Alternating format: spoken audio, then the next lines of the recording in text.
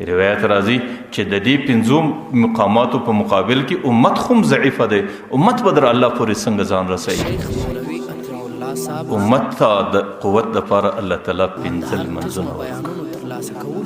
چې کله امت د ورځې 5 منځونه کوي د دې معنا دا ده لکه کوم مقامات چې پیغمبر علیه السلام ته د شق صدر په شکل الله تعالی ورکو یا د جبرائیل علیه السلام په سینه پورې د نیولو په خاطر کوم استعداد الله ورکي، الله به امت ته د دې 5 منځو په ذریعه دا استعداد ورکي چې بیا باغه د دې مستحق کی بیا باغه د دې مستعد چې الله. حافظ ابن حجر رحمه الله لیکلی دي چې کوم چاته الله تعالی د ورځې د 5 منځو توفیق ورکي الله تعالی ډېر زیات کمالات د هغې په نصیب کوي. حافظ ابن حجر غالبا 9 کمالات لیکلي دي.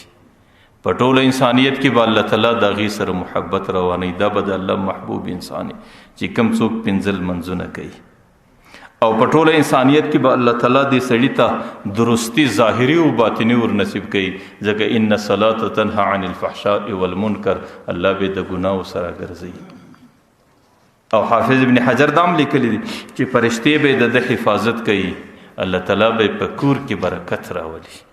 نو یو خو به الله تعالی به خپل محبوب کی، او دویم به صحیح سالم صحت ظاهرا او باطنا ورکی، او فرشتي به الله د حفاظت لپاره راوستي، او په کور کې به الله تعالی برکتونه ورچي، او په کور کې به د ژوندۍ نظام په ډېر سکون باندې.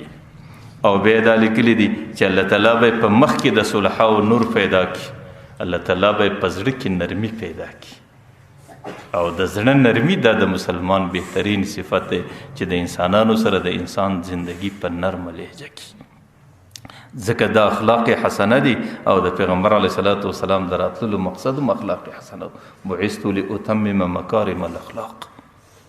او دا لیکلي دي چې الله تعالی به پر پل صراط باندې د برق په شام باندې تیر کړي، الله تعالی به د جهنم څخه حفاظت ور نصیب کړي، الله تعالی به د جنت معیت او یو ځایوالی ور نصیب کړي.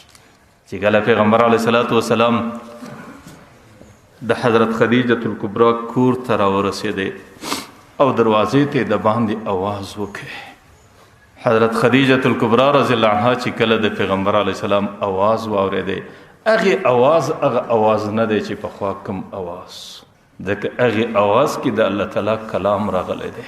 هغه انسان نه دی چې پخوا کوم انسان، هغه خوشبویي نه ده چې په خوا کومه خوشبویي وه چې هغې دروازه ور خلاصه که په الله قسم د هغې انوارات د الله تعالی د عرش و د اسمان سره لګېږي.